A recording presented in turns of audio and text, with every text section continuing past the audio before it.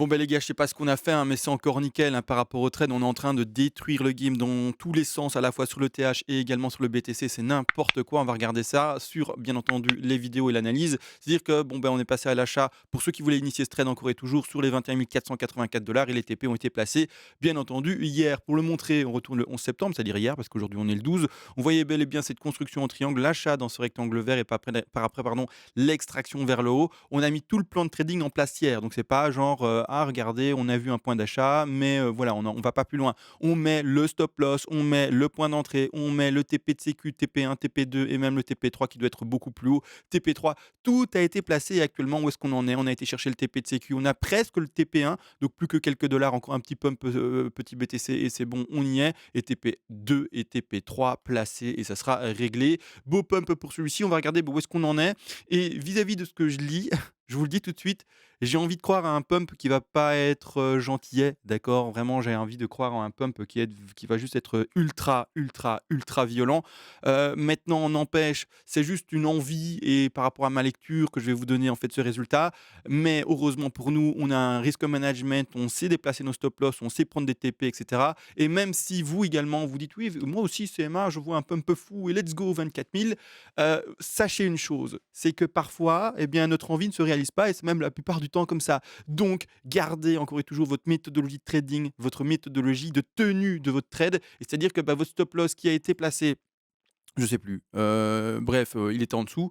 N'hésitez surtout pas déjà maintenant à le placer à votre point d'entrée, voire même légèrement haut. Attention, soyez pas trop agressif parce que chasse au stop et c'est fini, d'accord? Donc ici clairement mettez-le à votre point d'entrée ou juste au-dessus pour qu'il y ait plus au moins l'exposition du stop loss, pour qu'il y ait plus cette perte possible, pardon, par rapport au stop loss et que maintenant vous ayez que d'office dans du bénéfice, d'accord? Donc faites au moins cette démarche-là. Le pump a bien pris, le pump est pas mal beau et donc maintenant vous pouvez monter votre stop loss à ce niveau-là, étant donné que c'est le dernier pump. Après, je vais vous montrer, on s'attend malheureusement à une rechute du cours, recorrection de nouveau à 50 peut-être même plus de la hausse qu'il a faite, mais ça, c'est pour la suite de la vidéo, en tout cas en seconde moitié de vidéo.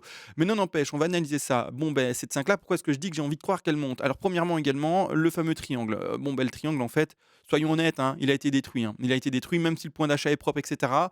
Le triangle pour moi, il a été détruit, c'est-à-dire que je vais l'effacer, je vais vous montrer en fait la figure qu'il a vraiment en fait, composée, devant nos yeux. Pour ma part, c'est une WXY ici, d'accord? WXY, je ne vois que ça. Le RSI en horaire écrase tout, est toujours plus bas et j'ai donc mis pardon, mon début de 4 et donc ma fin de XY sur tout simplement le plus bas du RSI en horaire. Donc ici WXY et ici la chute aussi, hein, se fait clairement en 3 vagues. Donc pour moi, c'est bel et bien une WXY qui s'indique avec une X qui dépasse sa racine et qui va chercher les 123 de Fibonacci, 127. Maintenant ça, bon, on va pas s'attarder là-dessus parce que ça a été analysé hier entre guillemets déjà assez longtemps. C'est vite également exprimé. On voit qu'on a fait le triangle et en fait, on voit que ça pump par haut. Donc, c'était bel et bien une figure de consolidation, correction entre guillemets, hein, parce que le mouvement majeur est haussier, mais entre guillemets, c'est une figure qui voulait chuter, mais qui a pas trop réussi à chuter malgré tout. Mais voilà, on est bel et bien sur un 123, 127 X et puis par après aller chercher le bas de la Y. Bon, on va pas s'attarder 1000 ans là-dessus sur les figures correctives. Ce qui nous intéresse, en fait, c'est ça, parce que le trade, il a été pris, c'est nickel, le stop loss déplacé maintenant en point d'entrée ou un peu au-dessus, et en fait, c'est les TP. Donc pour le moment, TP de sécu pris, je rappelle, TP de sécu, c'est quoi? Et c'est surtout par rapport au risque management. Le TP de sécu, c'est pas pour faire du bénéfice, c'est pour limiter la perte. C'est-à-dire que si jamais vous n'aviez pas déplacé votre stop loss comme on l'a fait maintenant, hein, donc si vous l'avez pas fait, déplacez pardon votre stop loss en termes de stop profit. Mais si jamais en fait le trade se passait bien, pas bien du tout, et que il faisait ça et en fait après il crashait, eh bien au moins vous auriez pris un petit bénéfice ici, 10-15%, pas forcément plus. Ça va bien entendu pas recouvrir la perte engrangée par toute cette zone du stop loss, mais ça va la diminuer. Et l'objectif d'un trade, au début, quand on l'ouvre, c'est de ne pas penser aux bénéfices. En fait, oui, on l'a travaillé, on sait combien on peut avoir de ratio, etc. Mais c'est surtout une fois que le trade est ouvert, c'est de dire mais qu'est-ce que je peux faire maintenant comme manipulation pour diminuer la perte potentielle si le trade se passe mal. Ça, c'est encore une fois toute une méthodologie à apprendre, etc. Mais je le répète tous les jours, donc normalement, le drill doit être là pour que vous le reteniez également. Malgré tout, ici, qu'est-ce qui se passe? Moi, pour ma 5, il me faut, vous le savez, 5 vagues, d'accord? Ça soit du leading diagonal, du leading, non, dans ce cas-ci, non. Ce sera plutôt du ending diagonal et également de l'impulsif classique. Pour le moment, moi, je pars sur ça, d'accord? Je pars sur ça. Je l'indique, on verra comment ça se passe demain parce que de toute façon, la tenue de l'analyse sera faite de manière journalière. Mais pour le moment, moi, je pars sur quelque chose qui ressemble à ça. D'accord? 3, 4, 5. Et ce sous-décompte en beige jaune, en fait, c'est le sous-décompte de cette jaune-là, de cette bleue-là. Donc, je vais mettre quand même le degré un peu plus grand pour la bleue. Comme ça, on peut distinguer un peu les choses. Je vais le mettre en. Non, non, non, pas ça. en mineur, pardon, et celui-là, pardon, par contre, je vais le mettre en minuscule. D'accord, là on est mieux.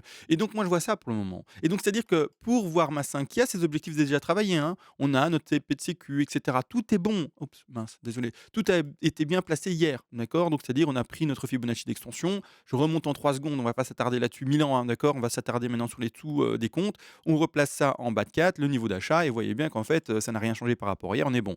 Le TP de sécu, ensuite les 100, les 161,8 et les 261,8. C'est nickel, nickel pour, eh bien, les vagues bleues. Malgré tout, il y a des vagues jaunes, enfin jaunes, moi je vais les mettre en jaune comme ça je peux dire jaune. Hop, ça, allez, on va en jaune, parce que je sais pas quelle couleur c'est l'autre, beige, brun clair, je sais pas. Bref, peu importe, ici on part là-dessus, d'accord? C'est-à-dire que moi je prends mon Fibonacci d'extension et je vais comme toujours montrer d'abord les intensités les plus faibles, c'est-à-dire les 161,8 de la 3 et après si on veut, on peut partir dans des extravagances avec une 3 qui irait chercher ses 423,6.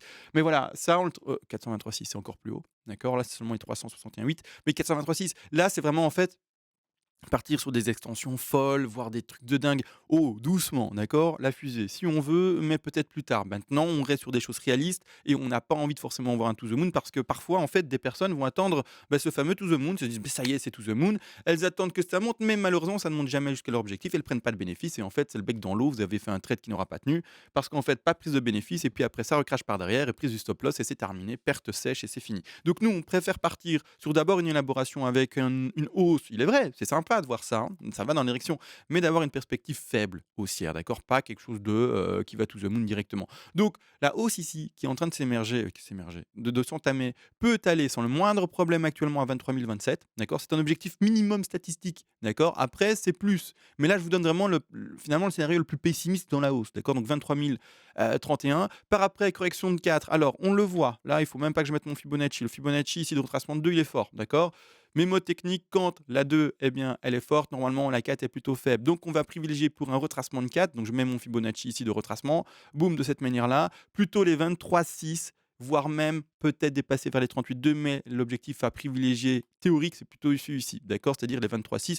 Donc un retour du prix, si on fait ce mouvement de prix, hein, si la 3 est plus forte, bah, let's go, on refait le travail plus tard, plus haut, d'accord? Mais là maintenant, j'ai encore rien à l'écran, on est seulement là, on est seulement à 22 000, donc voilà, on y va doucement et on part d'abord sur pardon, le scénario qui est pessimiste.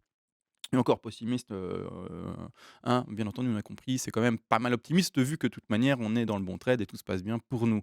Par après, bon, ben, on place cette 4 à 22 670 et enfin, on termine avec l'extension de cette affaire-là par rapport, eh bien, à notre fameux 5 et on va regarder les objectifs dans ce scénario, eh bien, jusqu'où il peut nous mener. Les objectifs à ce moment-là, eh bien, encore une fois, minimum, ce sont les 100. On se retrouvera ici à 23 626 $ pour le sous-décompte. Ce qui m'intéresse, hein, dans cette affaire-là, c'est de finalement voir s'il y a une zone voilà, de croisement, de confluence, de concordance entre les différents degrés, c'est-à-dire entre les objectifs de la 5 et de cette sous-5 ici. Clairement, pour le moment, c'est pas assez clair. La 100, elle est au milieu de tout. La 161,8, elle est un peu en dessous, eh bien, des 24 000. Donc, petite extension à aller voir pour rechercher cet objectif de 5 ici.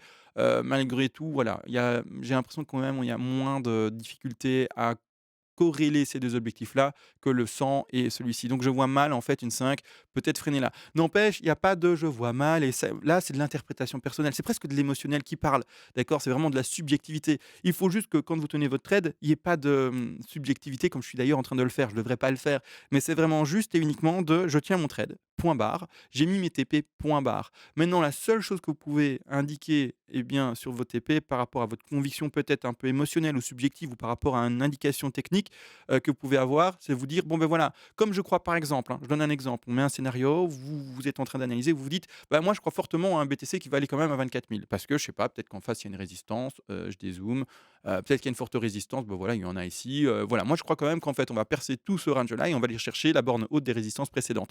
C'est tout à fait possible, une conviction personnelle par rapport à l'analyse et cetera. C'est le «subjectif» entre guillemets, mais voilà, vous vous appuyez quand même sur certains indices. Mais non n'empêche, dans ce cas de figure-là, vous dites: «Ben, voilà, moi cet épée-là, ici en haut là, pour moi il est majeur. Pour moi il est important et pour moi, c'est un coup à jouer là-bas en haut».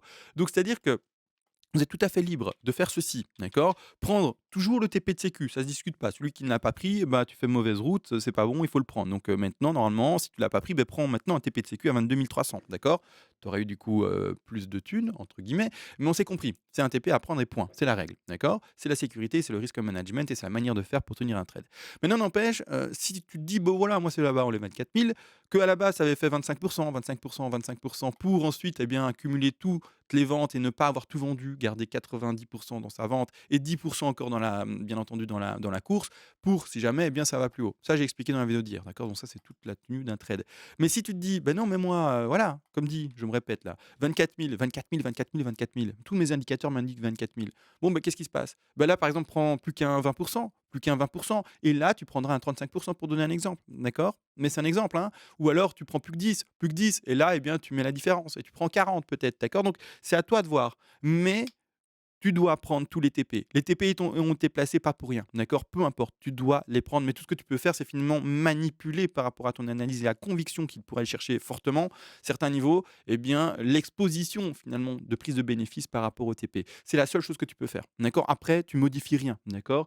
Et attention, les TP que tu as placés ici par rapport à la 5 ne doivent pas être, entre guillemets, «modifiés» par rapport aux sous-TP ici également, d'accord? Tu laisses ces TP majeurs et ce sous pardon, degré a également des TP, mais pour les personnes qui vont rentrer en trade entre guillemets «plus tard que toi» et qui vont travailler ce degré jaune, d'accord? Qui vont peut-être rentrer sur une 4, qui vont peut-être rentrer sur cette 2 là, d'accord? C'est important de comprendre que chaque degré a ses TP. Maintenant, rien n'empêche, il est vrai, je vais quand même être plus transparent et un plus complet également, que tu aies mis tes 3 TP majeurs, mais tu dises: «Bon, ben voilà, mais moi j'ai envie d'ajouter un quatrième ou un cinquième TP». Bah, tu le fais alors OK, il y a pas de problème, mais c'est juste en tout cas, les 3 TP majeurs, ils doivent être là et pas effacés, d'accord? Ils doivent pas être remplacés par d'autres. Tu peux en ajouter, mais surtout pas les retirer. La structure, le squelette, c'est ça. Ensuite, si tu veux mettre d'autres TP, bah, tu en mets d'autres, tu en ajoutes d'autres, tu fais comme tu veux, bien entendu. Maintenant également, juste petite pub pour la chaîne, vous le savez, vous pouvez aider la chaîne, d'accord? Parce que oui, ça prend du temps de partage, d'enregistrement et j'espère également vous apprendre certaines choses en vidéo. Vous pouvez l'aider par palier de donation. Vers les premiers paliers de donation, bah, ça y est, le PDF est en train de dérouler maintenant et ce PDF a été écrit de manière très finalement synthétique, résumée. Donc tout y est, il est extrêmement complet. C'est comme un café qui est c'est expresso, hein, bien serré là. C'est un café noir, quoi, le bazar, d'accord? Donc vraiment tout y est, toutes les règles, les Fibonacci, les extensions, les statistiques, les figures, tout y est expliqué, bien entendu, par rapport aux vagues d'Elliott. Et vous le savez, eh bien, par après, ça vous permettra d'être autonome. C'est-à-dire ce que je fais en vidéo, bah, vous le ferez par vous-même. Placement d'un stop loss, entrer par après également mettre les take profit partiels, etc. Et de faire du trading par rapport à un plan dessiné et pas juste j'ouvre un trade et puis je clôture quand bien il me semble que le pump a été bon ou voilà, d'accord, selon eh bien vos envies et vos émotions. En fait, avoir quelque chose de plus structuré par rapport eh bien à l'analyse et surtout à la tenue de son trade potentiel. Également, je rappelle, ceux qui sont fous, hein, qui ont trop d'argent, qui sont multimillionnaires peut-être, que sais-je, pouvez faire des donations folles. Et pour les donations les plus élevées, eh bien, vous aurez bien entendu droit au PDF et également à une analyse à la demande sur l'actif spéculatif de votre choix, ça c'est-à-dire eh bien, crypto-monnaie ou également, vous l'aurez compris, eh bien, le forex par exemple, également, je ne sais pas moi, un actif boursier classique. On va donner comme exemple Amazon. D'accord? Donc voilà, petite pub de fête, c'est terminé et let's go. Maintenant, tout de même, je vais expliquer quoi par rapport eh bien, à ce trade, c'est de ne pas être trop agressif par rapport au stop loss et des choses comme ça. Parce que en fait, à la fin de ce mouvement-là, bon, premièrement, il peut toujours avoir une chasse au stop et ne pas être sorti du mouvement haussier. Mais à la fin de ce mouvement-là, il faut avoir conscience d'une chose, c'est que, bon, ben, il faudra le déplacer hein, tout de même, mais pas de manière trop agressive. Mais pourquoi est-ce que je dis ça? C'est qu'en fait, à la fin de ce mouvement-là, d'accord, vous voyez bien un, 2, 3, 4, 5, et après 5, eh bien, en fait, on finit un degré. D'accord? Le degré est terminé. C'est-à-dire que, hop, je cherche mes outils correctement. Après 5, peu importe où ça se termine. Bon, on va le symboliser là-bas en haut. Je le symbolise là-bas en haut à 24 000, peu importe que ça aille là-bas ou pas, hein, d'accord? Hop, c'est-à-dire qu'en fait, on finit un degré et c'est-à-dire un degré supérieur. Hop, la une, d'accord? Et on doit attendre une correction de 2. Correction de 2 et ça, c'est important de l'entendre, c'est statistiquement, à hauteur de 73 des cas, eh bien, un retracement de 50% de Fibonacci à plus, c'est-à-dire entre les 50 et les 61,8% de Fibonacci. C'est-à-dire que la zone de rachat, d'accord, quand vous verrez en fait un top et une correction forte, c'est-à-dire qu'en fait, peu importe où est le top, vous attendez si vous rentrez dans un trade plus tard et vous dites bon, mais moi j'attends, voilà, le mouvement il est haussier, là j'ai pas envie de rentrer dans les derniers mouvements haussiers, dans les derniers petits pumps. Moi j'ai envie d'attendre la correction pour rentrer dans un short, non, pas dans un short, maintenant on est dans un marché bull, donc on va privilégier les longs. Je vais attendre la correction pour rentrer dans mon long, c'est-à-dire mon pari haussier, donc mon trade haussier, et donc je vais attendre des bougies rouges, vous devez vraiment pouvoir identifier une baisse significative et attendre que la baisse, eh bien, se fasse ici dans les 50 à 61,8 de Fibonacci. À ce moment-là, on re-rentrera en trade, on dira: «Ben voilà, ça y est, la chute a eu lieu», on re-rentre dedans, peu importe où soit le top, hein, que le top soit plus haut peut-être. Imaginez que ça pump là-bas en haut. Je fais l'exemple, d'accord? Bah, les 50-61,8 auront été modifiés, d'accord? Mais ça, c'est plus tard qu'on le saura. On verra les bougies rouges, d'accord? Quand ça arrivera, il y aura des bougies rouges et on ne saura pas dire autre chose que, bah voilà, on entame la 2 en fait. La correction est forte, de fortes bougies rouges et donc on attend en fait les 50 à 61,8. Que ce soit là-bas en haut ou que ce soit juste par exemple maintenant, d'accord? Imaginez, c'est maintenant le top, c'est terminé en fait, CMA, bah, ça pumpe plus. C'est juste pour la pédagogie là maintenant, hein, moi je crois que ça va encore pumper, mais peu importe. Eh bien les 50-61,8 sont également un peu modifiés. Mais on le verra le changement de tendance. On voit que c'est vert là. Quand vous verrez rouge, rouge, rouge, ah ben OK, vague 2 et on rentre dans, eh bien, les 50-61,8, d'accord? Donc là, c'est pour l'expression bien entendu de l'exemple et donc ça, c'est le futur trade. Et stop loss à placer, eh bien, également dans ce contexte-là, bon, bah, le stop loss aura été pris, hein, stop profit, bon, ce trade sera clôturé, depuis perpète avec la correction qui aura eu lieu, mais n'empêche, pour ce trade futur, eh bien, entrer sur les 50-61,8 et stop loss normalement à placer, d'accord, en dessous de son mouvement de racine, donc la 1-2, mouvement de racine, en tout cas la base de la racine c'est ici, on met son stop loss là en dessous vers les 18 300 pour donner un exemple, et par après, bah, c'est let's go pump. J'ai dit qu'on allait, hier, faire le plan de trading par rapport à ça. Il me semble que c'est quand même encore un peu trop tôt. On n'est même pas dans la correction ici, donc on va quand même éviter d'aller trop loin. On a dit déjà beaucoup de détails et bon, ben la suite, on n'y est pas encore. On est sur le placement déjà du point d'entrée du stop loss. On va parler des TP plus tard par rapport à tout cela. À mon avis, dans 1 ou 2 semaines, le temps qu'en fait le cours chute. Si bien entendu, il doit chuter. S'il va à 100 000 direct, tant mieux. Ça fait des pépettes pour tout le monde directement et c'est un peu le loto pour tous. Mais ça, je pense pas, n'empêche. Également, je voulais montrer une dernière chose, une autre chose, et pas de l'Elliott Wave. Donc, c'est-à-dire qu'on va changer de graphe. Hop, on change de graphe. Et d'ailleurs, je retire un peu les dessins qui sont ici. Ça va pas être du dessin, ça va par rapport à un indicateur. Donc ici, hop, je vais mettre en 3 semaines. Boum, 3 semaines. Hop, je mets ça de cette manière-là. Je retire ici ce que j'ai pas envie de voir, si c'était bizarre d'ailleurs. Ce qu'on va mettre ici à l'écran, hop, c'est tout simplement le dernier. Alors le récit, je le retire, boum, je retire le récit également. Et regardez ce qui se passe en fait ici sur eh bien, ce fameux indicateur. C'est très simple, on a notre bougie, pas bougie, pardon, j'ai trop l'habitude, mais notre ici signal d'achat par rapport à cette pastille verte, pardon, bleue, c'est sur le H-ribbon, pardon, verte. J'en ai parlé il y a de ça maintenant 2 ou 3 semaines. Il faudrait que je revoie mes vidéos, mais bref, vous pouvez retrouver ça rapidement parce que sur la miniature, il y a eu la photo de ce truc-là, le VMC. Et c'est-à-dire que clairement, là, on l'a validé. J'avais pris un peu de devant en disant ça y est, pastille verte, etc. Mais il y avait encore, il me semble, une semaine possible d'évolution et donc je m'étais un peu exprimé trop tôt. La pastille verte pouvait encore disparaître, mais je la mettais déjà en avant. Malgré tout, maintenant, ça y est, elle est validée. Elle est validée en 3 semaines. D'accord? C'est fait. Il reste 20 jours pour, eh bien, la suite de l'évolution de cette time frame, mais c'est-à-dire les 3 dernières semaines, elles sont validées et la pastille verte ici ne disparaîtra pas. C'est-à-dire que de manière historique, si on retourne sur l'historique avec un BLX pour avoir un historique complet, ah mince, ça s'indique pas sur le BLX. Un historique plus hop, hop, hop, ici, est-ce que je suis bon? Attendez, j'essaye de trouver l'historique le plus complet que je puisse avoir. Voilà, jusqu'en 2011. Allez, c'est pas le plus complet, mais c'est déjà pas mal par rapport à ça. En fait, à chaque fois que cet indicateur nous a donné une pastille verte, la première pastille verte dans la borne basse ici, comme vous voyez, eh bien, c'était boule. C'est-à-dire qu'en fait, le bear market avait été connu. On retourne ici en année de 2015 pour le montrer, d'accord, rapidement. 2015, première pastille verte. Vous la voyez, après, c'est consécutif avec une rouge, verte, peu importe, c'est après. Toujours la première, d'accord? Eh bien, le bottom avait été fait ici précédemment, d'accord? Ensuite, on va également dans l'année que beaucoup de monde a connue avec moi. Ici, on retourne sur l'année de 2018 à 2019. La pastille verte se fait un peu après, d'accord, ici, et le bottom avait été fait avant également. Là, maintenant, qu'est-ce qu'on voit? On voit la pastille verte qui a été faite et si on repart de ce principe-là par rapport à ce qu'on a pu observer dans l'historique du BTC, le bottom a été fait légèrement également avant. Donc là maintenant, un indicateur boule qui vient de se valider, d'accord? Maintenant, on attend toujours sur cet indicateur-là, eh bien tout le temps les time frames supérieurs qui s'expriment pour valider.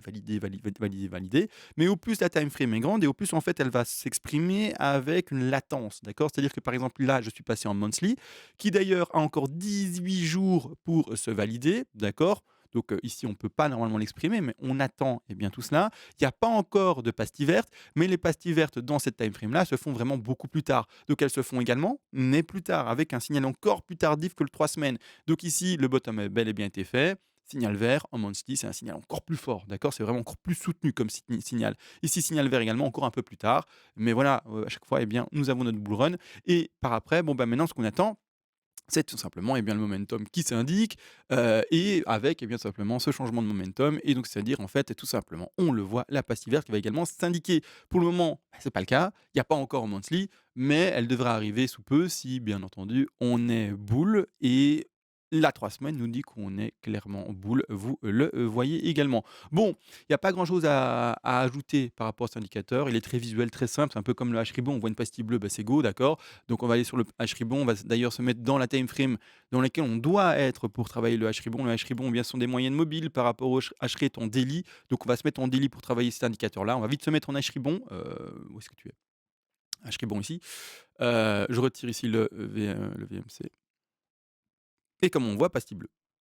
D'accord, pastille bleue et voilà. D'accord, donc voilà, bon, on va pas parler du H-ribbon dont on a déjà beaucoup parlé, mais quand il y a une pastille bleue, historiquement, on a vu que c'était quasiment toujours un excellent moment d'achat et donc ici, clairement, moi, j'ai envie de croire au bottom qui a été connu et c'est-à-dire, bah, des pumps et une latéralisation assez longue, hein. Il est vrai pour le moment, ça fait depuis, en fait, juin d'année, c'est ça, d'année 2022 et actuellement, vous le savez, on est en septembre. Donc ça fait tout l'été et le début d'année, scolaire pour certains, pour les petits bouts qui, eh bien, simplement, s'est passé sur une latéralisation, un ennui total.